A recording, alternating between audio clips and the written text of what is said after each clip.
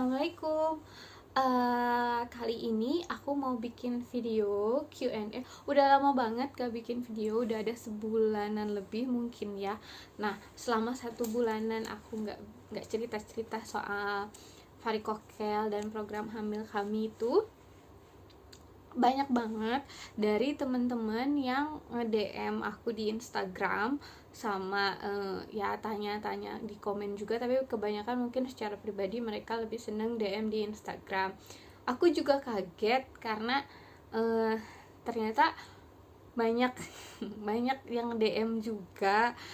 Beberapa ada yang minta nomor WhatsApp, tapi mohon maaf kalau untuk WhatsApp sepertinya belum atau nggak bisa kita kasih karena itu terlalu privacy. Cuman ada emang beberapa yang kebetulan perempuan yang memang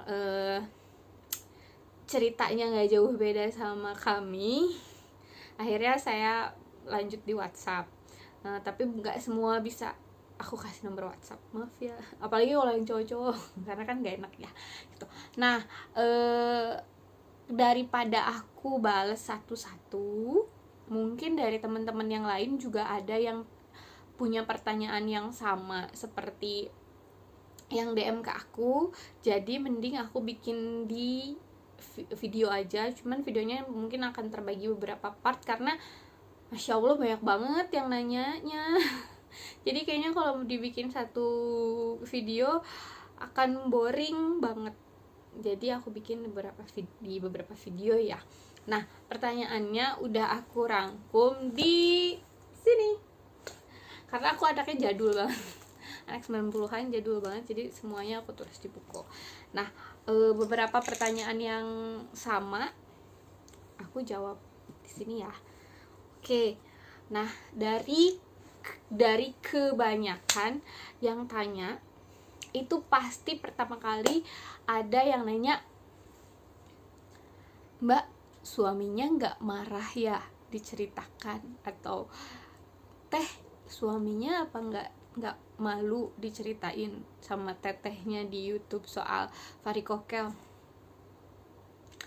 Alhamdulillah, suamiku tuh nggak marah sama sekali, malah dia yang dia yang support saya untuk kayak ya udah kamu bikin aja share aja informasi setahu kita, sepengalaman kita tentang varikokel, nggak apa-apa, karena tujuan kami share tentang varikokel, tentang pengobatannya, tentang segala macamnya, itu tujuan kami itu cuma satu, tujuannya adalah untuk mengedukasi atau ngasih tahu temen-temen yang punya riwayat yang sama kami untuk untuk berbesar hati dan selalu optimis, positive thinking kalau semuanya itu bisa diobatin gitu. Nah, kenapa kita nekat bikin video tentang varikokel itu karena basicnya itu pengalaman kita dulu kemarin sebelum akhirnya suami operasi ya. Waktu dinyatakan pertama kali varikokel itu tahun 2014, kita tuh kayak kesulitan, kita awam banget, kita nggak ngerti banget soal varikokel, dan kita cari info soal varikokel pun banyak yang banyak yang nggak terlalu minim lah, banyak yang menurut kita tuh masih yang bukan kayak gini yang kita cari gitu. Nah, makanya setelah kami dari 2014 sampai kemarin operasi 2020 bergelut dengan varikokel sampai akhirnya operasi, kita pengen share buat temen-temen yang punya riwayat yang sama, siapa tahu kebantu, karena dulu pun saya cari informasinya tuh susah gitu, dari mulai kenapa-kenapanya, terus USG itu berapa. Karena kalau kami pribadi selain masalah varikokel itu apa, penyakitnya itu apa, kami pribadi tuh dulu nyari informasi tentang varikokel tuh yang mengenai biaya.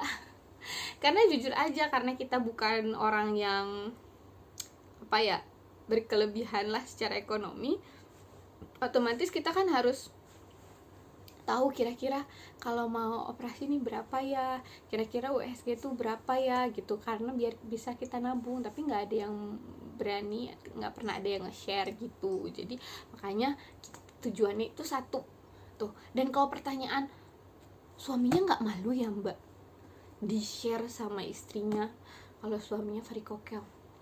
Come on teman-teman, varikokel itu bukan aib, kenapa dia harus malu? Jujur suami saya sendiri kalau ditanya dia share dengan teman-temannya santai aja, karena varikokel itu kan bukan aib ya, kenapa harus malu? Itu kan penyakit, sakit yang insya Allah ada obatnya, masih bisa diobati, even dengan jalan, meskipun jalannya operasi, tapi intinya bisa diobati. Jadi kenapa harus malu? Itu bukan aib. Kalau misalnya sampai suaminya malu gara-gara varikokel, gara-gara dia punya sakit varikokel, terus suaminya jadi malu, justru tugasnya istri adalah membesarkan hatinya dia bahwa it's okay, itu bukan kemauan kamu untuk sakit, jadi ayo bareng-bareng kita obatin itu. Besarkan hati suami, jangan sampai malah udah suaminya itu sakit, terus dia juga malu dengan penyakitnya, istrinya malah ikut-ikutan memojokkan si suami karena sakitnya itu. Janganlah, kita kan hidup berpasangan ya, jadi kita kan waktu nikah udah berjanji kan susah senang bersama. Jadi menurut saya dan menurut suami it's okay, nggak apa-apa, semua masih bisa diobati gitu. Jadi nggak ada istilah suami saya malu ataupun saya malah menyebar aib suami, nggak ada. Semua ini atas persetujuan suami. Tapi kenapa suami saya nggak pernah ikut ngomong?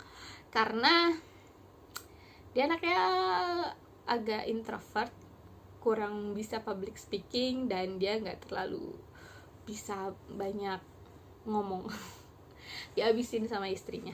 Terus yang kedua, suka ada yang nanya boleh nggak langsung chit-chat sama suami.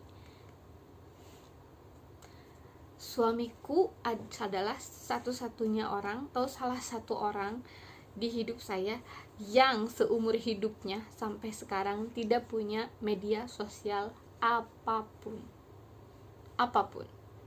Dia nggak punya medsos apapun dan sama sekali tidak tertarik dengan medsos. Jadi chat sama dia ya cuman bisa di WhatsApp atau di SMS. Tapi mohon maaf sekali lagi, kita kan nggak bisa share nomor WhatsApp ya gitu. Kalaupun misalnya ada yang cek Instagram saya dan ada ada yang cek Facebook saya, terus di situ saya ada in a relationship with Rahmat Adi Putra, suami saya, niscaya itu sebenarnya Facebooknya saya yang pegang dan saya yang buat sendiri. Kealayan zaman dulu lah, kalau pasang-pasangan pengen aja ada in relationshipnya di Facebook. Dia nggak pernah buka Facebook itu dan dia juga nggak tahu password atau ID-nya apa. Jadi kalau ada yang inbox ke situ, sebenarnya saya juga yang akan buka. Gitu. Nah, itu yang pertama, itu yang banyak banget ditanya. Yang ketiga, sudah mencoba pengobatan tradisional belum? Dari 2014 pertama kali kita tahu varikokel sampai 2018 tentunya kita mencoba pengobatan tradisional apapun. Saya bilang apapun karena memang kita melakukan apapun yang direkomendasikan sama teman, rekomendasikan sahabat, orang tua, saudara, dari mulai yang pijat urut, sinse, dari mulai diurut sama bapak-bapak sampai ibu-ibu, sampai sinse, sampai yang diminum, minuman yang udah diramu apalah itu yang diminum. Terus kalau misalnya kayak yang banyak banget tuh kurma muda, endebre dan teman-temannya itu ya, buah zuriat, semuanya itu udah banget. Kita dari 2014 ke 2018 meskipun belum operasi, tapi kita melakukan pengobatan tradisional yang pada umumnya orang-orang pada umumnya orang-orang rekomendasikan itu udah banget, dari yang di kota sampai yang kalau pulang kampung yang di desa itu ide kita. Tapi kadarullah, mungkin memang di kami itu nggak ampuh, di suami saya juga nggak ampuh, jadi kita nggak bisa salahin mereka juga ya, karena kan katanya ada beberapa yang iya kami habis pijat di situ sampai 2 kali 3 kali hamil, ada yang 2 kali 3 kali suaminya sembuh, ini ya banyak sih, cuman kadarullah di kita tuh enggak ampuh. Satu sih katanya kuncinya kalau kita mau pengobatan tradisional yang pijat, urut gitu-gitu tuh kuncinya tuh katanya kita harus yakin, kita harus percaya gitu. Nah, kalau boleh jujur, saya dan suami ini kayak sedikit di hati kecilnya tuh sedikit gitu ada rasa yang masa sih gitu. Jadi kayak masa sih habis diurut ini langsung hamil kayak gitu-gitu. Jadi mungkin kita tuh tidak 100% yang percaya. Nah, sedangkan katanya kalau misalnya kita datang ke tempat urut, sinse atau minum apa itulah ya yang pengobatan tradisional atau herbal itu, kita tuh harus yakin gitu, itu kuncinya katanya. Kalau ada yang berhasil dari antara teman-teman yang datang ke tempat urut atau yang pengobatan herbal dan tradisional, kalau ada yang berhasil selamat, mungkin emang rezekinya, mungkin kami belum rezekinya di tempat dengan pengobatan seperti itu. Terus yang kelima yang kelima, bisa pakai BPJS gak Mbak? Nah, balik lagi ya soal BPJS. Aku udah ceritakan di video-videoku yang sebelumnya. Aku tuh tadi kadang ngomongnya aku, kadang ngomongnya saya, ya udahlah ya. Nah, pokoknya aku tuh udah pernah cerita di video yang sebelumnya kalau kami ini pakai BPJS. Alhamdulillah ya, BPJS kami bisa dipakai buat operasi varikocele. Tapi ternyata di DM yang dari temen-temen DM saya, ada beberapa yang BPJS itu ditolak gitu, gak bisa operasi pakai BPJS. Nah, kami juga saya pribadi dan suami kayak kita juga nggak tahu ya kenapa kita lolos BPJS atau ada yang nggak lolos BPJS, mungkin indikasinya ada yang beda, tapi pada intinya kami pakai BPJS, kami beneran BPJS. Apa ada mungkin grade-grade tertentu atau mungkin ada indikasi-indikasi tertentu yang menyebabkan ada yang bisa pakai BPJS atau nggak bisa pakai BPJS. Aku juga nggak ngerti sih itunya kenapa, tapi yang pasti kami pakai BPJS. Jadi untuk teman-teman yang ditolak BPJS-nya, aku doakan rezekinya banyak biar bisa operasi pakai uang pribadi. Tapi kalau misalnya ada yang dapat sampai bisa BPJS juga kayak aku, ya alhamdulillah.